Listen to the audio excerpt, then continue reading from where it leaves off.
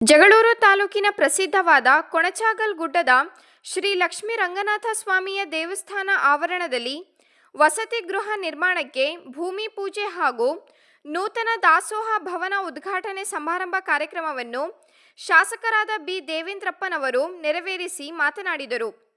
ತಾಲೂಕಿನ ಪ್ರಸಿದ್ಧವಾದ ಧಾರ್ಮಿಕ ಕ್ಷೇತ್ರ ಕೊಣಚಾಗಲ್ಲು ಸಮೀಪ ಕಾರ್ಮಿಕ ವಸತಿ ಶಾಲೆ ಹಾಗೂ ಶೀತಲ ಶೇಖರಣ ಘಟಕ ಹಾಗೂ ಅರ್ಚಕರಿಗೆ ವಸತಿ ಗೃಹ ಭೂಮಿ ಪೂಜೆ ಕಾರ್ಯಕ್ರಮ ಹಾಗೂ ದಾಸೋಹ ನಿಲಯ ಉದ್ಘಾಟನಾ ಸಮಾರಂಭ ನೆರವೇರಿಸಿದ್ದು, ಈ ಕ್ಷೇತ್ರಕ್ಕೆ ಸಮಗ್ರ ಅಭಿವೃದ್ಧಿಗಾಗಿ 52 ಲಕ್ಷ ರೂಪಾಯಿಗಳು ಅನುದಾನ ನೀಡಲಾಗಿದೆ ಎಂದರು.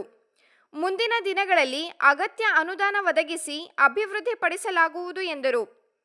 ಈ ಸಂದರ್ಭದಲ್ಲಿ ಕೆಪಿಸಿಸಿ ಎಸ್ಟಿ ಘಟಕದ ಪ್ರಧಾನ ಕಾರ್ಯದರ್ಶಿ ಎಂಡಿ ಕೀರ್ತಿಕುಮಾರ್, ತಹಸೀಲ್ದಾರ್ ಗುರು ಬಸವರಾಜ್, ಕೆಪಿಸಿಸಿ ಸದಸ್ಯ ಕಲ್ಲೇಶ್ ರಾಜ್ ಪಟೇಲ್, ಬಿಜೆಪಿ ಮುಖಂಡ ಬಿಸ್ತುವಳ್ಳಿ ಬಾಬು, ಪಟ್ಟಣ ಪಂಚಾಯಿತಿ ಮುಖ್ಯ ಅಧಿಕಾರಿ ಲೋಕ್ಯ ನಾಯಕ್, ಕಾರ್ಯಕರ್ತರು, ಗ್ರಾಮಸ್ಥರು, ಮುಖಂಡರುಗಳು ಉಪಸ್ಥಿತರಿದ್ದರು.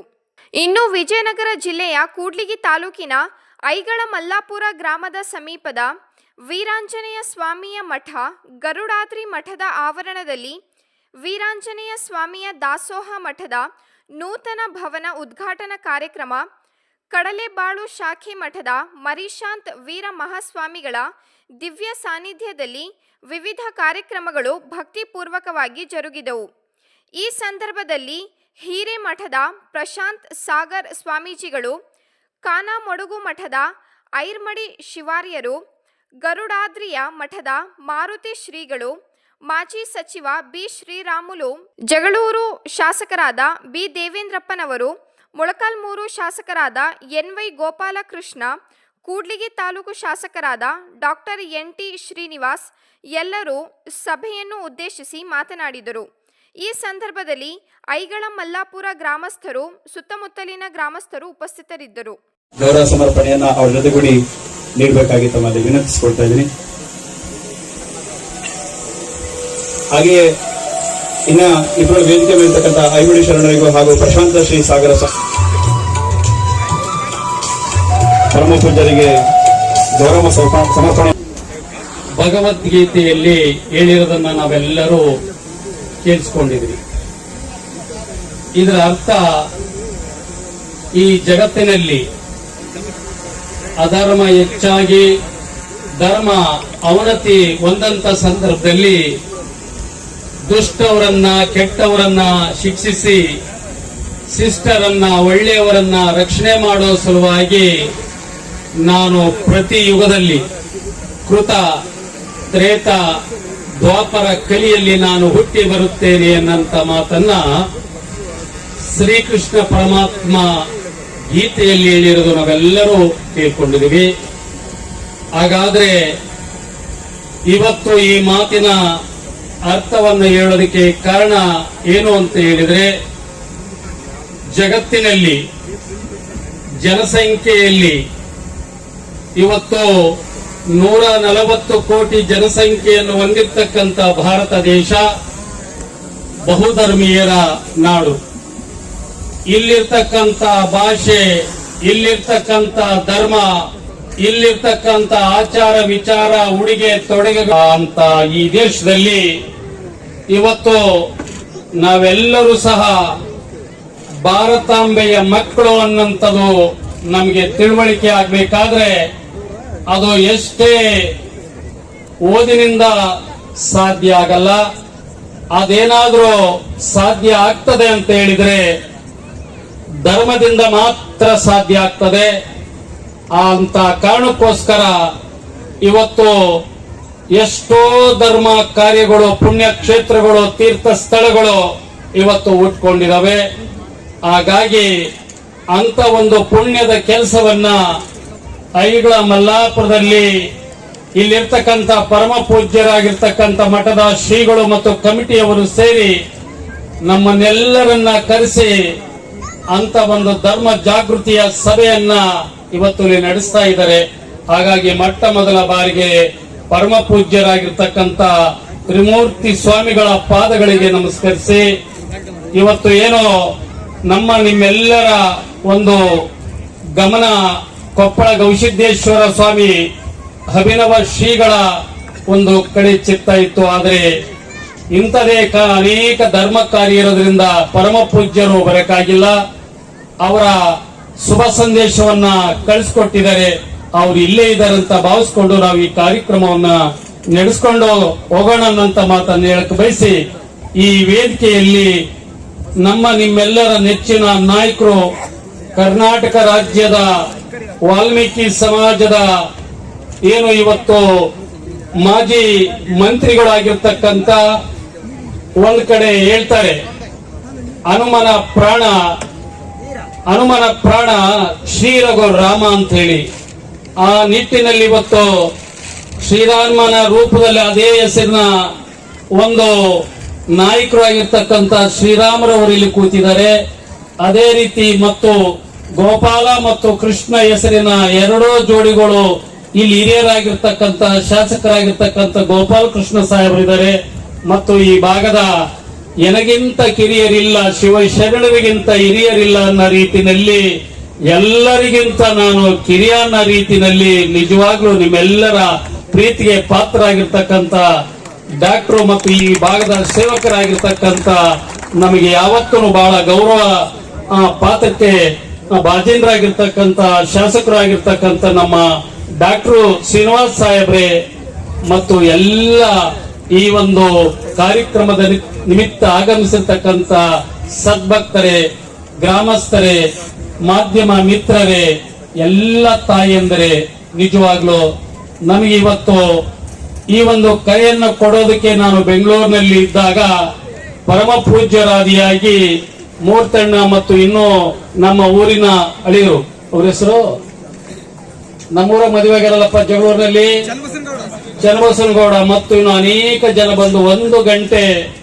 ನಮ್ಮ ಜೊತೆಯಲ್ಲಿ ಚರ್ಚೆ ಮಾಡಿ ಬರ್ತೀನಿ ಅಂದ್ರೆ ಇಲ್ಲ ನೀವೆಲ್ಲಿದ್ರೆ ಅಲ್ಲಿಗೆ ಬರ್ತೀನಿ ಅಂತ ಹೇಳಿ 1 ಗಂಟೆ ಚರ್ಚೆ ಮಾಡಿ ನಮ್ಮನ್ನ ಆಹ್ವಾನವನ್ನ ಕೊಟ್ಟು ಇವತ್ತು ಬಂದಾದ್ಮೇಲೆ ಇವತ್ತು ಪ್ರಥಮ ಈ ಒಂದು ಕಾರ್ಯಕ್ರಮಕ್ಕೆ ನಾವು ಓಡೋಡಿ ಬಂದು ಇಲ್ಲಿ ನೋಡಿದಾಗ ನಿಜವಾಗಲೂ ಬಹಳ ಸಂತೋಷ ಆಗ್ತದೆ. ಯಾಕಂತ ಹೇಳಿದ್ರೆ ಕಾಸಿ ಕಮ್ಮಾರನಾಗು, ಬೀಸಿ ಮಡಿವಾಳನಾಗು, ಆಸನಿಕ್ಕಿ ಸಾಲಿಗನಾಗು. ಕಾಸಿ ಕಮ್ಮಾರನಾಗು, ಬೀಸಿ ಮಡಿವಾಳನಾಗು, ಆಸನಿಕ್ಕಿ ಸಾಲಿಗನಾಗು, ವೇದವನ್ನು ಓದಿ ಆರುವನಾಗು, ಏನಾದರಾಗು ಮೊದಲು ಮಾನವನಾಗು. ನಾವು ಮನುಷ್ಯರಾಗಿದ್ವಾ? ಮನುಷ್ಯರಾಗ್ಬೇಕಾದ್ರೆ ಏನಾಗ್ಬೇಕು ಅಂತ ಕೇಳಿದ್ರೆ ಇನ್ನೂ ಕೆಲವರು ಪ್ರಶ್ನೆ ಕೇಳಬಹುದು. ನಾವು ನಿಮಗೆ ಹೆಂಗ ಕಾಣ್ತೀವಿ ಶಾಸಕರೇ ಅಂತ ಕೇಳಿದ್ರೆ, ಶರೀರ ಭಾಗದಲ್ಲಿ ಕೈಯಿರ ಕಡೆ ಕೈ, ಕಾಲಿರ ಕಡೆ ಕಾಲು, ಇನ್ನೇನೋ ಅಂಗಾಂಗಗಳು ಪಂಚೇಂದ್ರಗಳು ಇದ್ದಟ್ಟಿಗೆ ಅವನು ಮನುಷ್ಯನಾಗೋದಿಲ್ಲ. ಹಾಗಾದ್ರೆ ಯಾರು ಮನುಷ್ಯ? ಹೆಂಗಿರ್ತಾನ ಮನುಷ್ಯ ಅಂತ ಕೇಳಿದ್ರೆ, ಕಾಸಿ ಕಮ್ಮಾರನಾಗು, ಬೀಸಿ ಮಡಿವಾಳನಾಗು, ಆಸನಿಕ್ಕಿ ಸಾಲಿಗನಾಗು, ವೇದವನ್ನು ಓದಿ ಆರುವನಾಗು, ಏನಾದರಾಗು ಮೊದಲು ಮಾನವನಾಗು. ಆಗ್ಬೇಕಾದ್ರೆ ಆ ಮಾನವ ಯಾರು ಅಂದ್ರೆ ಸಕಲ ಜೀವಾತ್ಮರಿಗೆ ಲೇಸನ್ನು ಬಯಸುವಾತನೇ ನಿಜವಾದ ಮಾನವ ಅನ್ನಂಥದ್ದು ಶರಣರು ಹೇಳಿರೋದು ನಾವೆಲ್ಲರೂ ಕೇಳ್ಪಟ್ಟಿದ್ವಿ. ಹಾಗಾಗಿ ಇಂಥ ಧರ್ಮ ಕಾರ್ಯಗಳು ನಿಜವಾಗ್ಲೂ ಬಹಳ ಅರ್ಥಪೂರ್ಣ. ಈ ಕಾರ್ಯವನ್ನ ಈ ಶ್ರಾವಣ ಮಾಸದಲ್ಲಿ ಇಟ್ಟಿರೋ ಇನ್ನೂ ಸಂತೋಷದ ವಿಷಯ. ಶ್ರವಣ ಅಂದ್ರೆ ಏನು?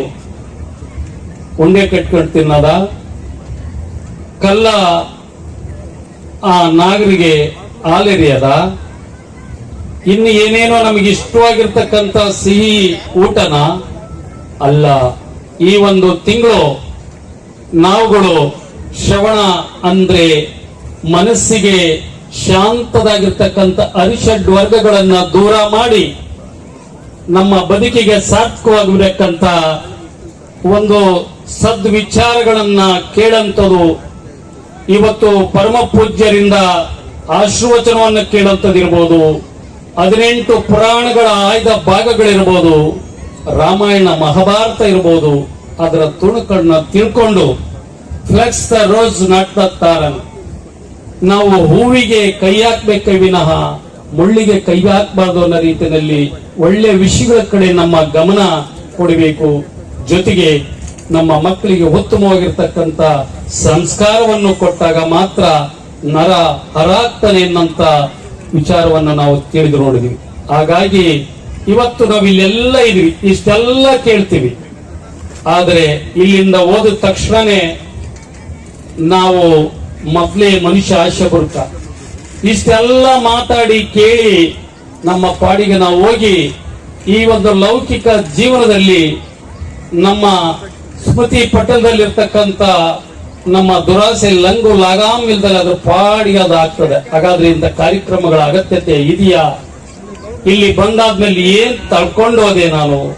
ಈ ರೀತಿಯಾದ ವಿಚಾರಗಳನ್ನ ನಾವು ಕೇಳಬೇಕಾಗ್ತದೆ.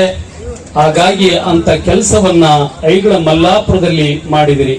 ಐಗಳು ಅಂದ್ರೆ ಅದಕ್ಕೆ ತನ್ನದಾದ ಅರ್ಥ ಇದೆ. ಅಂತ ಊರಿದು ಐನೇರ್ ಕೆಲಸ ಏನು? ಸತ್ಯಂ ವದ ಧರ್ಮಂ ಚರ. ಸತ್ಯವನ್ನ ನುಡಿಬೇಕು, ಧರ್ಮವನ್ನ ನಡೆಸಬೇಕು ಅನ್ನೋ ಕಾರಣಕ್ಕೋಸ್ಕರ ಅವರು ಮನೆ ಮನೆಯಲ್ಲಿ ಬಂದು ಕಂತೆ ಭಿಕ್ಷೆಯನ್ನು ಕೇಳಿ ಅವರಿಗೆ ಆಶೀರ್ವಾದವನ್ನ ಮಾಡಿ ಹೋಗಂತದ್ದು ಐನೇರ್ ಕೆಲಸ. ಆಗ ಹೆಸರೇ ಈ ಊರಿಗಿದೆ ಅಂದ್ರೆ ನಿಜವಾಗ್ಲೂ ಬಹಳ ಸಂತೋಷದ ವಿಷಯ.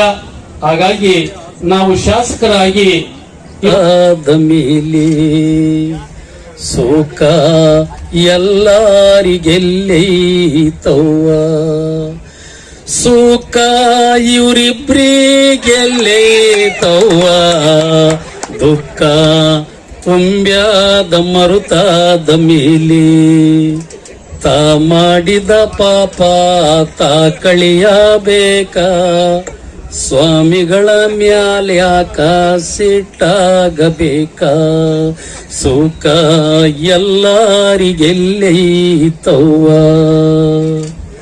ಸತ್ಯವಂತನಾದ ಹರಿಶ್ಚಂದ್ರ ರಾಜ ಹೆಂಡತಿ ಮಕ್ಕಳ ಮಾರಿ ಋಣವ ತೀರಿಸಿದ, ಒಲಿಯಾಗಳಾಗಿ ಸುಡುಗಾಡಕಾದ, ಸೋಕ ಎಲ್ಲರಿಗೆಲ್ಲೈತವ್ವ, ಸುಖ ಎಲ್ಲರಿಗೆಲ್ಲೈತವ್ವ,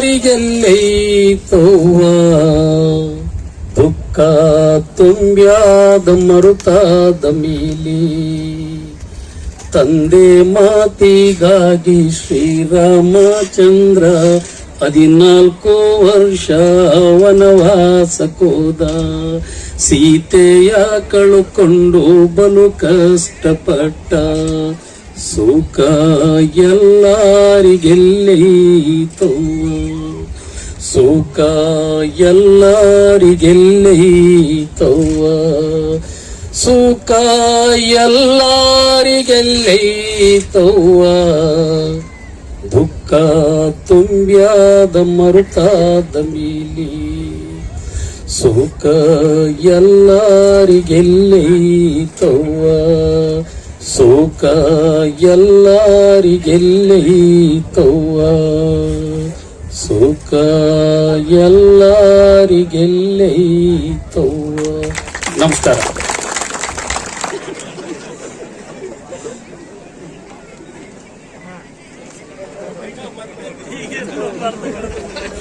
ಜಗತ್ತಿನಾಗ ಯಾರಾದ್ರೂ ಸುಖಿ ಇದನಂದ್ರೆ ದೇವೇಂದ್ರಪ್ಪ ಇದ್ದಾನೆ. ಬಾರದೆಂಬುದ ಬಿಡು ಹರ್ಷಕ್ಕುಂಟು ದಾರಿ ಮಂಕುತಿಮ್ಮ. ಬರುವಾಗ ಏನ್ ತಂದಿವಿ, ಏನ್ ತಗೊಂಡು ಹೋಗ್ತೀವಿ? ಇದೇನೋ ಪದೇ ಪದೇ ಹುಟ್ಟಿ ಬರಕ ಹುಲ್ಲಿನ ಬೀಜನ? ಇವನಾರವ ಇವನಾರವ ಇವನಾರವ ಎಂದೆನಿಸದಿರಯ್ಯ, ಇವನಮ್ಮವ ಇವನಮ್ಮವ ಇವನಮ್ಮ ಮನೆ ಮಗನೆಂದೆನಿಸಯ್ಯ ಕೂಡಲ ಸಂಗಮ ದೇವ. ನಾವು ದುರ್ಗಸಿಂಹನ ಪಂಚತಂತ್ರದಲ್ಲಿ 2 ಗಿಳಿಗಳ ಕಥೆಯಾಗಿದ್ದಂಥವ್ರು. ದುರ್ಗಸಿಂಹನ ಪಂಚತಂತ್ರದಲ್ಲಿ 2 ಗಿಳಿಗಳ ಕಥೆಯಾಗಿದ್ದವು ಬೇಡನ ಕೈಯಲ್ಲಿರೋ ಗಿಳಿಗಳು. ಆದರೂ ನಾವು ಸಂಸ್ಕಾರವನ್ನ ಪಡೆದು ಮತ್ತೆ ಇವತ್ತು ನಾವು ಒಂದೇ ತಾಯಿಯ ಮಕ್ಕಳಾಗಿ ಧರ್ಮರಕ್ಷಿತೋ ರಕ್ಷಿತ ಅನ್ನೋ ರೀತಿಯಲ್ಲಿ ಧರ್ಮದಲ್ಲಿ ಮಿಂದು ಬೆಳೆದ್ರೆ ನಮ್ಗೆ ಯಾಕೆ ಸ್ವಾಮಿ ಅನ್ನೋ ಮಾತನ್ನ ನಾನು 3 ದಿನ ಹೇಳ್ತೀನಿ. ನಾನು ಮುಂದೆ ಈ ವೇದಿಕೆಯಲ್ಲಿ ಹೇಳಕ್ ಬಯಸ್ತಾ ಇದ್ದೀನಿ, ಶ್ರೀರಾಮುಲು ಅಣ್ಣರೇ, ನಿಜವಾಗ್ಲೂ ಶ್ರೀರಾಮನ ಭಕ್ತ, ಹನುಮನ ಪ್ರಾಣ ಶ್ರೀ ರಘುರಾಮ ಅನ್ನೋ ರೀತಿ ನೀವು ಇದ್ದೀರಿ. ನಿಮ್ಮನ್ನು ನಾನು ನೋಡ್ತಾ ಇರ್ತೀನಿ, ಅಬ್ಸರ್ವ್ ಮಾಡ್ತೀನಿ. ನಿಜವಾಗ್ಲೂ ಮುಂದೆ ಏನನ್ನ ಬೈದವರನ್ನ ಬಂಧುಗಳೆಂಬೆ ಬೈಕಳ್ ಬಿಡಿ, ನಮಗೆ ಏನಾಗ್ಬೇಕಾಗಿ ಏನು ಗಂಡನಾಗಿ ಸಾಕೋದು ನಿನ್ನ ಕರ್ತವ್ಯ, ಜನ್ಮ ಕೊಟ್ಟ ಅಪ್ಪನಾಗಿ ಮಕ್ಕಳು ಸಾಕೋದು ನಿನ್ನ ಕರ್ತವ್ಯ ಅನ್ನೋ ರೀತಿಯಲ್ಲಿ ಎಲ್ಲರೂ ಹೇಳಿದ ಮೇಲೆ ಅವನಿಗೆ ಜ್ಞಾನೋದಯಕ್ಕೆ ಬಂದು ಅವನು ಕೂರ್ತಾನೆ, ತಪಸ್ ಕೂರ್ತಾನೆ. ಅಘೋರವಾದಂತ ತಪಸ್ ಕೂತು ಎಲ್ಲೆವರೆಗೆ ಕೂರ್ತಾನಂದ್ರೆ ಅವನ ಮೈ ಮೇಲೆ ಹುತ್ತ ಬೆಳೆಯವರೆಗೆ ಕೂರ್ತಾನೆ. ಮುಂದೊಂದಿನ ಮಳೆ ಬರ್ತದೆ, ಆ ಹುತ್ತ ಕರಗಿ ಅವನು ಏನು ಪುರಾಶ್ರಮದಲ್ಲಿ ಒಬ್ಬ ದರೋಡೆಕೋರಾಗಿರ್ತಕ್ಕಂಥನು ಸಾಗಿ ಮಾಗಿದ ಮೇಲೆ ಹುತ್ತದಿಂದ ಹೊರ ಬಂದು ವಾಲ್ಮೀಕಿ ಆಗ್ತಾನನ್ನಂಥದ್ದು ಆ ರಾಮಾಯಣದಲ್ಲಿ ಕೇಳಿದ್ವಿ. ಆದ್ರೆ ಇಲ್ಲಿ ನಮ್ಮ ನಿತ್ಯದ ಬದುಕಿನಲ್ಲಿ ಇವತ್ತು ನಾವಿಷ್ಟೆಲ್ಲ ಮಾಡಿ ಒಂದು ದಿನ ಸತ್ತು ಹೋಗ್ತೀವಿ. ಸತ್ತು ಹೋದ್ಮೇಲೆ ನಮ್ಮನ್ನ ಏನ್ ಮಾಡ್ತಾರೆ, ಮಣ್ಣಾಕಿಡೋದಕ್ಕಿಂತ ಮುಂಚೆ ಏನ್ ಮಾಡ್ತಾರೆ, ನಮ್ಮ ಮೈ ಮೇಲಿರೋ ಬಟ್ಟೆಲ್ಲ ತೆಗೆದು ಅಗಸ ತಗೊಂಡು ಹೋಗ್ತಾನೆ. ನಮ್ಮ ಮೈ ಮೇಲಿರೋ ಬಟ್ಟೆ ಅಗಸನ ಪಾಲು. ನಾವು ಗಳಿಸಿದಂತ ಅಡುವ ಆಸ್ತಿ ಹೆಂಡತಿ ಮಕ್ಕಳ ಪಾಲು. ನಮ್ಮನ್ನ ಮಣ್ಣಾಗಿಟ್ರೆ ಮಣ್ಣಿನ ಪಾಲು, ಬೆಂಕಿ ಹಾಕಿಟ್ರೆ ಬೆಂಕಿಯ ಪಾಲು ಈ ಶರೀರ. ನಮಗಿಟ್ಟ ಪಿಂಡ ಕಾಗಿಯ ಪಾಲು, ನಮ್ಮ ಪ್ರಾಣ ಯಮನ ಪಾಲು. ಯಾರ್ಯಾರ್ದೋ ಯಾವ ಪಾಲಾಗೋಗ್ಬಿಡ್ತು. ಪ್ರಾಣ ಒಂದು ಪಾಲು, ಬಟ್ಟೆ ಒಬ್ಬರ ಪಾಲು, ಅಡುವಾಸ್ತಿ ಒಬ್ಬರ ಪಾಲು, ಶರೀರ ಒಬ್ಬರ ಪಾಲು, ಪಿಂಡ ಕಾಗಿಯ ಪಾಲು. ಈಗೆಲ್ಲ ಬೇರೆ ಬೇರೆ ಪಾಲಲ್ಲ ಆದ್ಮೇಲೆ ಸತ್ತಂತ ನನ್ನ ಪಾಲು ಏನು ಅನ್ನೋಂಥದ್ದು ನಾವು ಪ್ರಶ್ನೆ ಮಾಡಿದಿವ. ನಮ್ಮ ಪಾಲು ಪಾಪ ಮತ್ತು ಪುಣ್ಯ. ಹಾಗಾಗಿ ಸತ್ತ ಮೇಲೆ ನಾವು ಸ್ವರ್ಗಕ್ಕೆ ಹೋಗ್ಬೇಕು ಅಂತ ಆದ್ರೆ ನಮ್ಗೆ ಏನು ನಮ್ಮ ಜೊತೆ ನಮ್ಮ ಸತ್ತು ಹೋದ್ಮೇಲೆ ಏನ್ ಬರ್ತದೆ ಅಂದ್ರೆ ಪಾಪ ಪುಣ್ಯ. ಪುಣ್ಯಕ್ಕೋಸ್ಕರ ನಾವು ಇಂಥ ಒಳ್ಳೆ ಸತ್ಕಾರ್ಯಗಳನ್ನ ಮಾಡಬೇಕಾಗ್ತದೆ.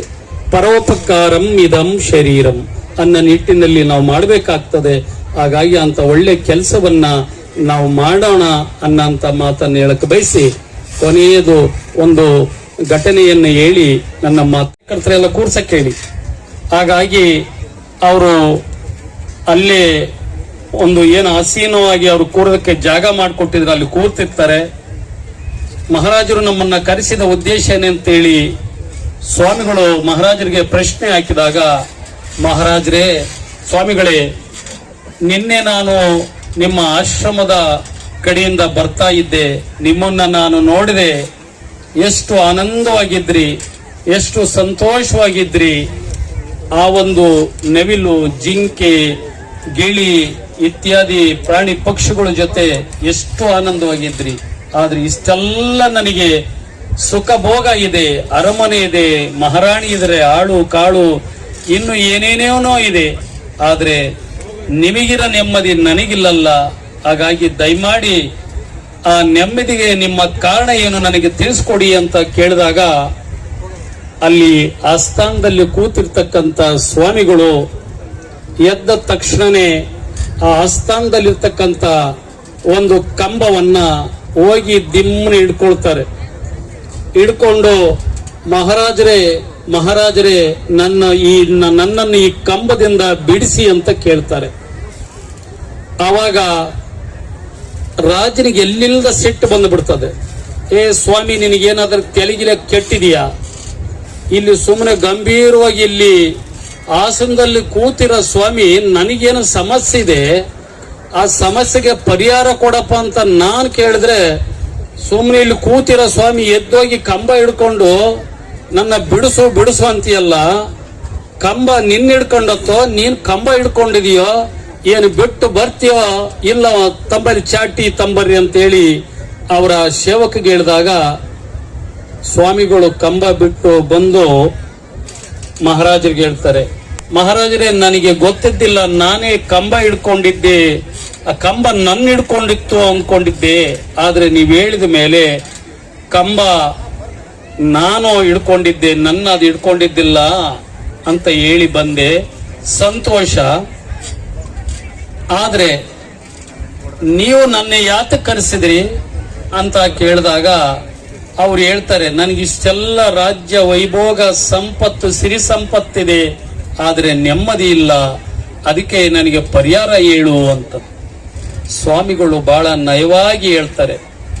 ಮಹಾರಾಜರೇ, ನಾನು ಕಂಬ ಹಿಡ್ಕೊಂಡದ್ದು ಎಷ್ಟು ಸುಲಭವಾಗಿ ನೀವು ನನ್ನ ಬೈದು, ಕಂಬ ನೀನ್ ಹಿಡ್ಕೊಂಡಿದೆಯೋ, ನಿನ್ನ ಕಂಬ ಹಿಡ್ಕೊಂಡಿದೆಯೋ, ಕಂಬ ನೀನು ಬಿಟ್ಟು ಬಾ ಅಂತ ಹೇಳ್ದಲ್ಲ, ಬಿಟ್ಟು ಬಂದು ನಾನು ಇಲ್ಲಿ ಕೂತ್ಕೊಂಡಿದ್ದೀನಿ. ಹಾಗಾದ್ರೆ ನೀವು ರಾಜ್ಯ, ಹೆಂಡತಿ, ಮಕ್ಕಳು, ವಜ್ರ ವೈಡೂರ್ಯ, ಸಂಪತ್ತು ಅಂತಕ್ಕಂಥ ಲೌಕಿಕ ಜೀವನದ ಕಂಬ ನೀನ್ ಹಿಡ್ಕೊಂಡಿದೆಯೋ ಅಥವಾ ಅವೆಲ್ಲ ಬಂದು ನಿನ್ನ ಹಿಡ್ಕೊಂಡಿದಾರವೋ? ಹಾಗಾಗಿ ನಾನು ಹೆಂಗೆ ಕಂಬ ಬಿಟ್ಟು ಬಂದ, ನೀನು ಹೆಂಡತಿ, ಮಕ್ಕಳು, ಬದುಕು, ದುರಾಸೆ, ರಾಜ್ಯವನ್ನು ಬಿಟ್ಟು ಬಂದು ನನ್ನಂಗೆ ನೀನು ನೆಮ್ಮದಿಗಿರ್ಬೇಕಪ್ಪ. ನಿನ್ನ ಯಾರು ಬಿಡಿಸ್ತಾರೆ? ಇದನ್ನ ಯಾರು ಬಿಡಿಸಲ್ಲ. ನಿನಗೆ ಅದು ಬೇಕಾದ್ರೆ ಅದನ್ನ ಹಿಡ್ಕ, ಇದು ಬೇಕಾದ್ರೆ ಬಿಟ್ಟು ಬಾ ಅಂತ ಹೇಳಿ ನಿರಂತರ ನಾವು ದಯಮಾಡಿ ದುರಾಸೆ ಎಂಬ ಕಂಬ, ಅರಿಷಡ್ ವರ್ಗಗಳನ್ನಂತ ಕಂಬ, ಕೆಟ್ಟ ಆಲೋಚನೆ, ನಾನು ನಾನು ನಾನು ಅನ್ನಂತ ದುರಾಸೆಗೆ ಅನ್ನಂತ ಕಂಬವನ್ನ ನಾವೇ ಬಿಟ್ಟು ಬಂದ್ರೆ ನಿಜವಾಗ್ಲೂ ಕೊನೆ ದಿನದಲ್ಲಿ ಬಾಲ್ಯ, ಯೌವನ, ಗೃಹಸ್ಥ ಇಷ್ಟೇ ಜೀವನ ಅಲ್ಲ ಸ್ವಾಮಿ. ಇವಾದ್ಮೇಲೆ ಇನ್ನೂ 2 ಸ್ತರಗಳಿದಾವೆ. ಬಾಲ್ಯ, ಯೌವನ, ಗೃಹಸ್ಥ ಆದ್ಮೇಲೆ ವಾನಪ್ರಸ್ಥ ಮತ್ತು ಸನ್ಯಾಸ. ಸಂಸಾರದಲ್ಲಿ ಇದ್ಕೊಂಡು ನಾವು ಸನ್ಯಾಸದ ಕಡೆಗೆ ಹೋಗ್ಬೇಕಾಗ್ತದೆ. ಇವನ್ನೆಲ್ಲ ಅರ್ಥ ಮಾಡಿಕೊಂಡು ನಮ್ಮ ಬದುಕು ಸಾರ್ಥಕ ಆಗ್ಬೇಕಾದ್ರೆ, ನರ ಹರ ಆಗ್ತಾನಂದ್ರೆ ನಾವೆಲ್ಲರೂ ಜೀವನ ಅಂದ್ರೆ ಬಹಳ ಕ್ಷಣಿಕವಾಗಿ ತಿಳ್ಕೊಂಡಿದ್ವಿ. ಏನು ಜೀವನ ಅಂದ್ರೆ?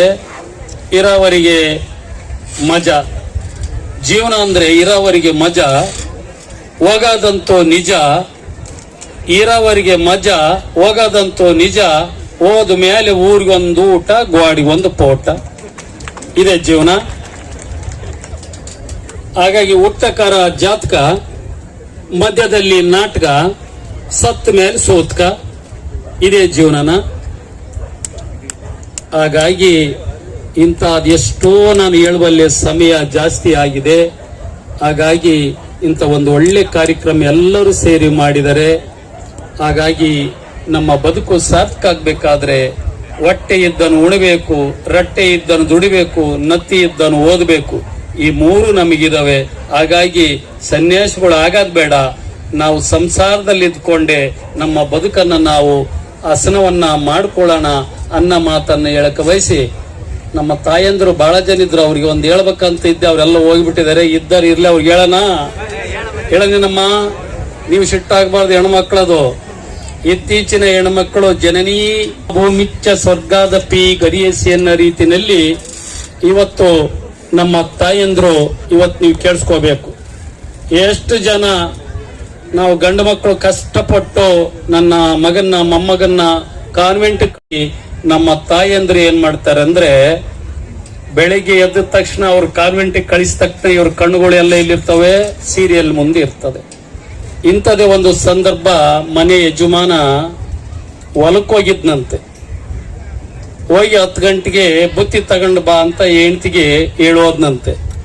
ಹೊಲಕ್ಕೆ ಹೋಗಿ ವ್ಯವಸಾಯ ಮಾಡ್ಕೊಂಡು 10 ಗಂಟೆ ಆದ್ರೂ ಈ ತಾಯಿ ಬರ್ಲಿಲ್ಲ. ಬಹಳ ಹೊಟ್ಟೆ ಹಸಿವಾಗಿತ್ತು. ಬರೋ ದಾರಿಯನ್ನ, ಊರಿನ ಕಡೆ ಬರೋ ದಾರಿಯನ್ನ ನೋಡ್ಕೊಂಡು ಬಾರಿಕೋಲಿಗೆ ಹೇಳ್ತದಂತೆ, ಬರ್ಲಾಕಿ ಯಾವಾಗ ಬರ್ತಾಳೆ ಸರಿಯಾಗಿ ಮಾಡ್ಬೇಕು ಅಂತ. ಆಕಿ ಬುಟ್ಟಿ ಹೊತ್ಕೊಂಡು ಬೇಗ ಬಂದ್ಲಂತೆ. ಬರಬೇಕಾದ್ರೆ ಆ ಬಂದ ತಕ್ಷಣನೇ ಅವನು ಬಾರಿಕೋಲ್ ತಗೊಂಡು ಒಡಿಯಕ್ ಹೋಗ್ತಾನೆ. ಎಷ್ಟು ಹೊತ್ತಾಗಿದೆ, ನೀನು ಬರ್ಲಿಲ್ಲ, ಅಡಿಗೆ ತರ್ಲಿ. ಬಾ ಕೊಟ್ರೇಶಣ, ಕಾಯಿ ಕೊಟ್ರೆ ಕೊಟ್ರೇಶಣ ಬಾ.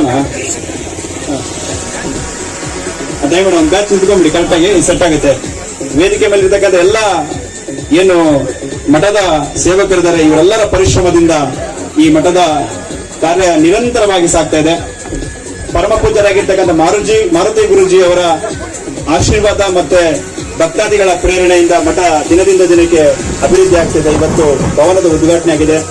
ಮುಂದೆ ನಮ್ಮ ಪ್ರಶಾಂತ ಸಾಗರ ಸ್ವಾಮೀಜಿಯವರು ಹೇಳಿದಂತೆ ವಿದ್ಯಾಭ್ಯಾಸದ ಶಾಲೆಗಳು ಆರಂಭವಾಗಿ ಮಠದಿಂದ ಇನ್ನಂತ ಅನೇಕ ಕಾರ್ಯಗಳು ಜರುಗುತ್ತವೆ.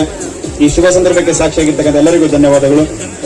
ಬಾ ಕೊಟ್ರಣ ಬಾ, ನೀವು ಬರ್ರಿ. ಬಾ ಕೊಟ್ರೇಶ್, ಇನ್ನೊಂದು ಬ್ಯಾಚ್ ಬರ್ರಿ, ನೆಕ್ಸ್ಟ್ ಬ್ಯಾಚ್ ಬೇಗ.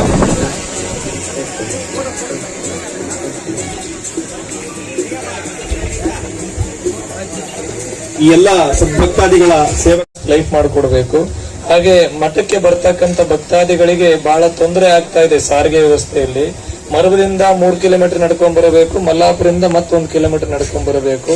ಮುದುಕರು ಏನಾನ ಬಂದ್ರೆ ಬಹಳ ಸಮಸ್ಯೆ ಆಗುತ್ತೆ ಪಾಪ, ಅಲ್ಲೆಲ್ಲಿ ಕುಂತ್ಕೊಂಡು ಬರ್ತಾರೆ ಇಲ್ಲಿ ಬರ್ಬೇಕಂದ್ರೆ. ದಯಮಾಡಿ ಸಾರಿಗೆ ವ್ಯವಸ್ಥೆಯನ್ನ, ಯಾಕಂದ್ರೆ ಈಗ ವಿರುಪಾಪುರ ಮತ್ತೆ ಕ್ಯಾಸನಕೇರಿ, ಮಲ್ಲಾಪುರ, ಚೌಡಾಪುರ ಬಸ್ ಹೋಗ್ತದ. ವಿರುಪಾಪುರ ಕ್ಯಾಸನಕೇರಿಗೆ ಅನೇಕ ಸಾರಿಗೆ ವ್ಯವಸ್ಥೆಗಳಿದಾವೆ. ಅದೇ ಬಸ್ ನಮಗೆ ಮರಬದಿಂದ ಮಲ್ಲಾಪುರ, ಚೌಡಾಪುರ ಹೋದ್ರೆ ಮಠದ ಮುಂದೆ ಮುಖಂತ ಹೇಳಿ ನಾನು ಶಾಸಕರಲ್ಲಿ ಮನವಿಯನ್ನು ಮಾಡ್ತಾ ಇದ್ದೀನಿ. ಆಮೇಲೆ ಮಠದಲ್ಲಿ ಏನಾದ್ರು ಕಾರ್ಯಕ್ರಮಗಳು ಮಾಡ್ಬೇಕಂದ್ರೆ ಒಂದು ಸಮುದಾಯ ಭವನ ಇಲ್ಲ. ಯಾಕಂದ್ರೆ ಹಳ್ಳಿಗಳ ಭಕ್ತಾದಿಗಳು ಇಲ್ಲೇ ಮಠದಲ್ಲಿ ಮದುವೆ ಮಾಡ್ಕೊಂಡು ಹೋಗ್ತಾರೆ. ಕೆಲವು ಸಮಯದಲ್ಲಿ ಮಳೆ ಬಂದ್ರೆ ಪಾಪ ಹೊರಗಡೆ ಇರ್ತಾರೆ. ಒಂದು ಸಮುದಾಯ ಭವನವನ್ನು ಮಾಡಿಕೊಡ್ರಿ. ಆಮೇಲೆ ಶ್ರೀಮಠದಲ್ಲಿ ದಾಸೋಹ ನಿತ್ಯ ಕಾಲದಲ್ಲಿ ನಡೀತದ. ನಿತ್ಯದಲ್ಲಿ ಹೆಂಗೋ ವ್ಯವಸ್ಥೆ ಮಾಡ್ತೀವಿ. ಶನಿವಾರ ಬಂತಂದ್ರೆ 2-3 ಸಾವಿರ ಜನಕ್ಕೆ ದಾಸೋಹದಲ್ಲಿ ಕುಡಿಯುವ ನೀರಿನ ಸಮಸ್ಯೆ ಬಹಳ ಆಗ್ತಾ ಇದೆ. ದಯಮಾಡಿ ಕುಡಿಯುವ ನೀರು ವ್ಯವಸ್ಥೆ ಮಾಡಿಕೊಡ್ಬೇಕಂತ ವಿನಂತಿ ಮಾಡ್ಕೊಡ್ತೀವಿ. ಮಾನ್ಯ ಶಾಸಕರು ಸಾಕಷ್ಟು ಅಭಿವೃದ್ಧಿಯ ಮಹಾಪುರವನ್ನು ಮಾಡಿದ್ದಾರೆ. ಈ ಮಠದ ಒಂದು ಜವಾಬ್ದಾರಿಯನ್ನ ತೆಗೆದುಕೊಂಡು ಅತ್ಯಂತ ಬೇಗ ಈ ಕಾರ್ಯವನ್ನು ಮಾಡಬೇಕಾಗಿ ತಮ್ಮನ್ನು ವಿನಂತಿಸಿಕೊಳ್ತಾ ಇದೀವಿ ಸರ್. ಶ್ರೀಗಳಿಂದ ಮಾನ್ಯ ಅಧ್ಯಕ್ಷ ಈ ಒಂದು ಕಾರ್ಯಕ್ರಮದ